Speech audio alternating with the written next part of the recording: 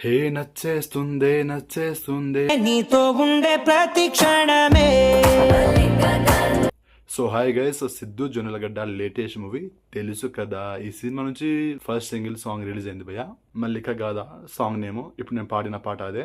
So song ఎలా ఉంది ఏంటనేది మనం ఈ వీడియోలో డీటెయిల్గా మాట్లాడుకుందాం. ఇది సాంగ్ రివ్యూ. సో ఈ రివ్యూలో మాట్లాడుకుందాం సాంగ్ ఎలా ఉంది, నాకు ఎలా అనిపించింది ఏంటనేది.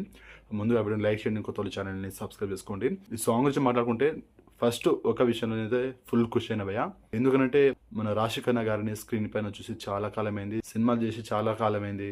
అప్పుడు ఎప్పుడో థ్యాంక్ యూ మూవీ నాగచైతన్య చేసింది, తర్వాత కనిపించలే. అంతకుముందు వెంకీమామతో హిట్ కొట్టింది, దానికంటే ముందు జైలు కుషతో హిట్ కొట్టింది. మళ్ళా థ్యాంక్ యూ మూవీ ఫ్లాప్ అవ్వడం, ఆ తర్వాత చేసిందో లేదో సినిమాలు తెలియదు కానీ సో తర్వాత మళ్ళీ ఆ తెలుగు సినిమాలో రాశి ఖన్నా గారు కనిపించలేదు. ఇప్పుడు తెలుసు కదా మూవీలో సిద్ధు జొన్నలగడ్డతో కలిసి నటించడం చాలా హ్యాపీగా ఉంది. మంచి హీరోయిన్, ఒక క్యూట్ హీరోయిన్, నాకు ఇష్టమైన హీరోయిన్, నా ఫేవరెట్ స్టార్ హీరోయిన్స్లలో రాశి ఖన్నా కూడా ఒకరు. సో ఇప్పుడు సాంగ్ గురించి మాట్లాడుకున్నట్లయితే సాంగ్ మాత్రం బాగుంది భయ్య. ఫస్ట్ ఏదో అలా అనిపించింది సాంగ్ స్టార్టింగ్లో, కానీ 22 సెకండ్స్ దగ్గర 0.22 సెకండ్స్ దగ్గర ఆ ఫ్లూట్ మ్యూజిక్ మాత్రం అద్దరిపోయింది. కొద్దిసేపు ఉంటుంది. ఆ తర్వాత ఏ నచ్చేసిందే అక్కడ నుంచి ఇంకా ఊపందుకుంది సాంగ్. నిజం చెప్పాలంటే సాంగ్ మాత్రం హైలైట్ ఉంది. ఫస్ట్ టైం ఓకే అనిపించింది. సెకండ్ టైం ఉన్నప్పుడు ఇంకా బెటర్ అనిపించింది. ఇక థర్డ్ టైం విన్నప్పుడు వావ్ మస్తు అనిపించింది నాకు సాంగ్. అడిక్ట్ అయిన సాంగ్ని. సో ఇలా తెలుసు కదా మూవీ నుంచి రిలీజ్ అయిన ఫస్ట్ సింగిల్ సాంగ్ బాగుంది.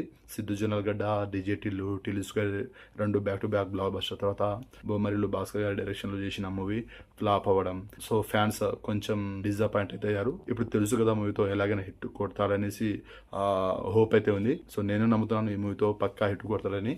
అండ్ రాజశేఖర్ ఖన్నా గారి కోసం నేనైతే ఈగర్ వెయిట్ చేస్తున్నా. ఈ సినిమా పక్కా హిట్ అవుతుంది అనిపిస్తుంది నాకైతే. సో ఈ సాంగ్ పాడింది మన సిద్ శ్రీరామ్ గారు అండ్ మ్యూజిక్ అందించింది ఎస్ తమన్ గారు.